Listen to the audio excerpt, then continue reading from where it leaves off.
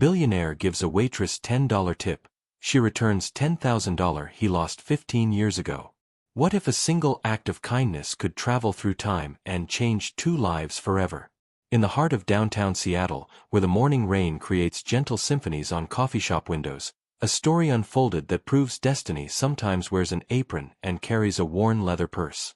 Rebecca wiped down the last table at Maggie's diner, her tired hands moving with the practiced rhythm of someone who'd been serving others for nearly 2 decades. At 42, she'd learned that every customer carried their own story, their own burdens, their own hopes tucked away like receipts in coat pockets. But tonight felt different somehow, as if the universe was holding its breath, waiting for something extraordinary to happen in the most ordinary of places.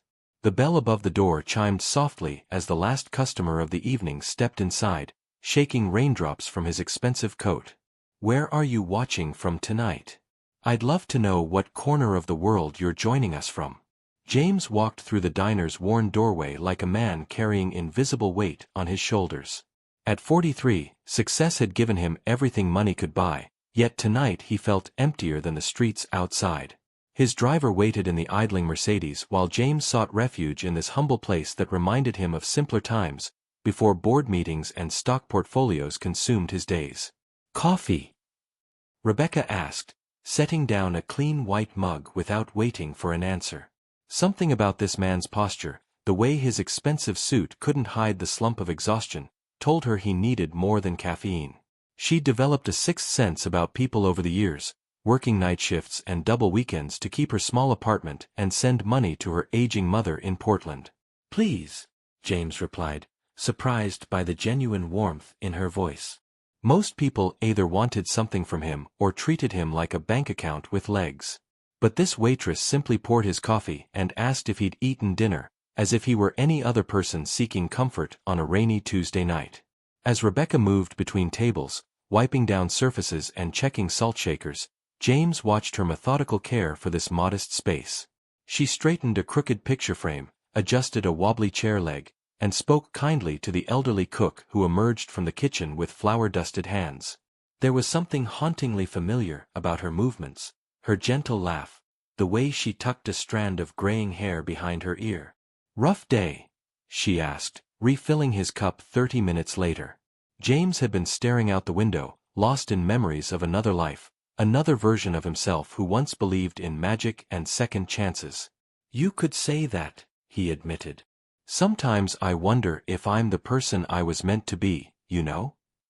Rebecca paused, studying his face. "Honey, I think we all wonder that sometimes. The trick is figuring out if it's too late to change course." Her words hit something deep inside James, a truth he'd been avoiding for months. Outside, the rain continued its gentle drumming, as if time itself was slowing down to witness whatever was about to unfold between a billionaire who'd lost his way and a waitress who still believed in the power of human kindness. James reached for his wallet as the diner's clock struck 11. The familiar leather felt heavy in his hands, weighted down by more than just credit cards and cash. He pulled out a $10 bill, his usual tip amount these days, though he couldn't remember when he'd become so calculated about generosity. There was a time when he'd tipped with his heart, not his accountant's voice whispering about tax deductions and appropriate business expenses. "Keep the change," he said softly, placing the money beside his empty cup. Rebecca glanced at the bill and smiled, that same genuine expression that had greeted him 2 hours ago. "Thank you, that's very kind." She didn't make a show of gratitude or treat him differently because of the designer watch on his wrist.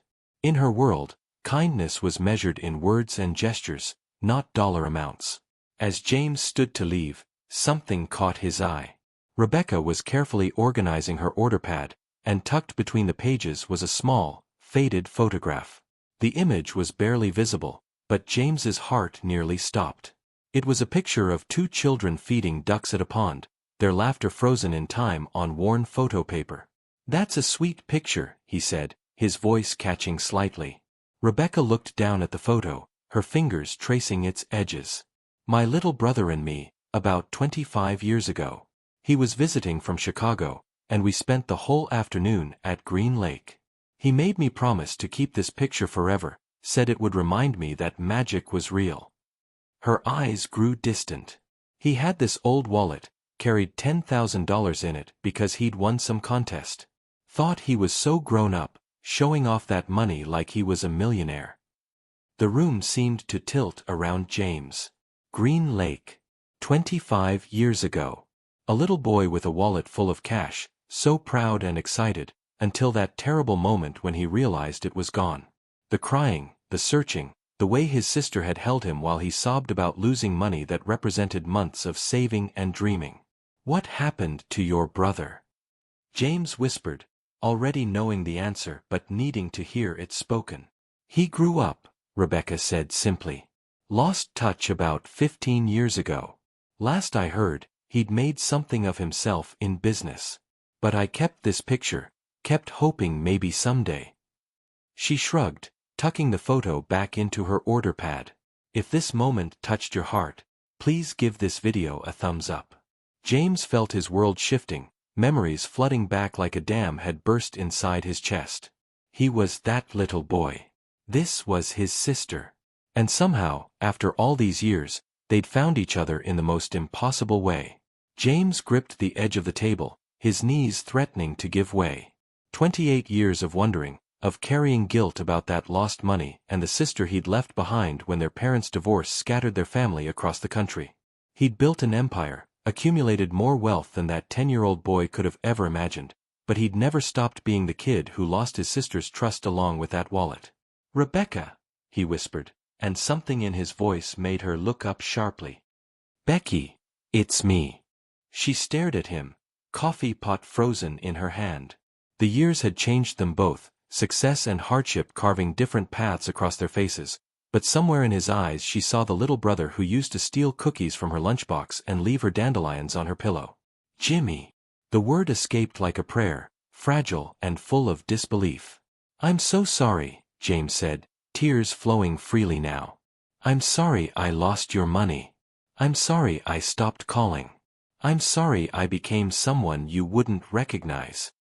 Rebecca set down the coffee pot with trembling hands. "You were 10 years old, Jimmy. 10. I never blamed you for losing that money. But I blamed myself," he said. "Every success, every business deal, every dollar I made.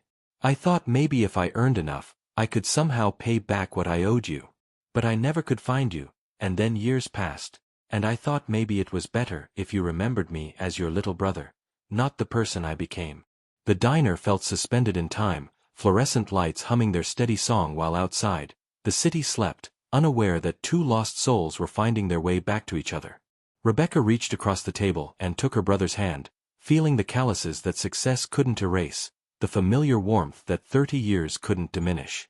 "I kept looking for you too," she admitted. "Every customer who walked through that door, part of me hoped it might be you.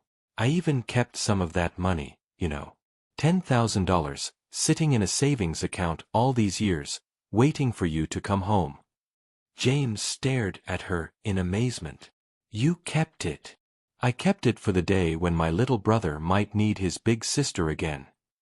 Have you ever faced a moment of forgiveness that changed everything? Let us know in the comments below. The weight of decades lifted from James's shoulders as he realized that love had been waiting for him all along, disguised as a $10 tip and served with coffee in a humble diner where miracles still happened. Rebecca stood up slowly, her legs unsteady as 30 years of wondering crashed into the reality of her brother sitting across from her, no longer the gap-toothed boy who promised to take her to Disneyland someday. She walked to the back office, her footsteps echoing in the quiet diner, while James sat in stunned silence, afraid to move, afraid this moment might evaporate like morning steam.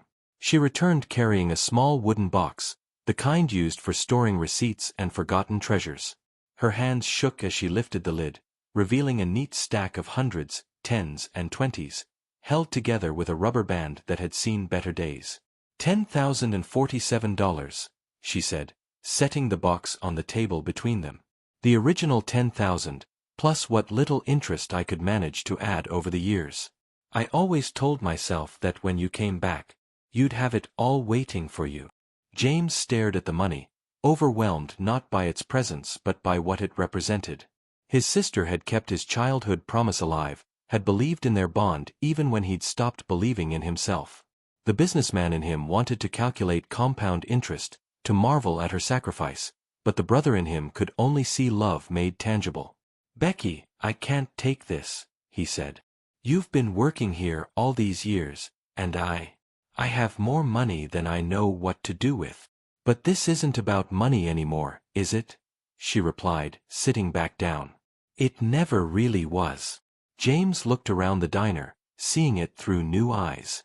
This wasn't just where his sister worked, it was where she'd built a life of service and kindness, where she'd touched countless lives with the same gentle spirit that once bandaged his scraped knees and read him bedtime stories. "I want to buy this place," he said suddenly. "Not to change it, but to make sure you never have to worry about anything again." Rebecca laughed, the sound bubbling up from somewhere deep and joyful. "You always were dramatic, Jimmy. Even when you were 10, everything was the biggest, the best, the most important thing in the world." "Some things are worth being dramatic about," he said, reaching for her hand again. "Like getting my sister back." If you've been enjoying this story, subscribe to our channel for more heartwarming tales like this one. Outside, the rain had stopped, and the first hints of dawn were painting the sky in soft pastels, as if the world itself was celebrating this reunion between two hearts that had never really forgotten how to love. 6 months later, Rebecca still worked at the diner, but now she was the owner, with James having quietly purchased the building and transferred the deed to her name. She'd kept most of the staff, including old Frank the cook, but added fresh flowers to every table and installed a new coffee machine that Frank complained about for exactly 1 day before admitting it made the best brew he'd ever tasted. James visited every Tuesday evening, always sitting at the same booth where they'd found each other again. Sometimes they talked about business. He'd helped her expand the diner's catering services and set up a small scholarship fund for local students. But mostly they talked about the years they'd missed, sharing stories and filling in the gaps that time and distance had created. The $10,000 sat in a frame on the wall behind the register, with a small plaque that read, "Sometimes the greatest treasures are the ones we keep safe for the people we love." Customers often asked about it, and Rebecca would smile and say it was a reminder that some gifts are too precious to spend.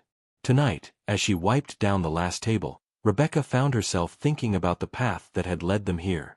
All those years of working double shifts, of worrying about bills and wondering about her little brother, had seemed like struggles at the time. But maybe they'd been preparation, building the strength and wisdom she'd need to appreciate this second chance.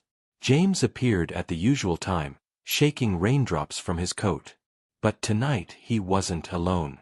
A woman with kind eyes and graying temples stood beside him, holding the hand of a little girl who looked to be about 8 years old. "Becky," James said, his voice full of nervous excitement, "I'd like you to meet Catherine, and this little princess is Sophie." Rebecca knelt down to the child's level, seeing so much of her brother in those bright, curious eyes. "Hello, Sophie. I'm your Aunt Becky. Daddy says you make the best apple pie in the whole world," Sophie said solemnly. "Well, we'll have to test that theory, won't we?" Rebecca replied, already planning to teach her niece the recipe that had been passed down through 3 generations of women who understood that love was best served warm, with a scoop of vanilla ice cream on the side. As the 4 of them settled into the familiar booth, Rebecca caught James's eye across the table. No words were needed. They'd both learned that sometimes the longest journeys bring us right back where we started, to the simple truth that family isn't just about sharing blood. It's about choosing to keep loving, even when it seems impossible, even when years have passed and hearts have been broken and mended again. The diner filled with laughter and the comfortable chatter of people who belonged together, while outside, the city hummed its evening song, unaware that miracles still happened in the most ordinary places, served with coffee and pie and unconditional love. If you enjoyed this story, please remember to like, leave a comment with your thoughts, and subscribe for more heartwarming tales that remind us all that it's never too late for a second chance. Thank you for joining Rebecca and James on their journey home to each other.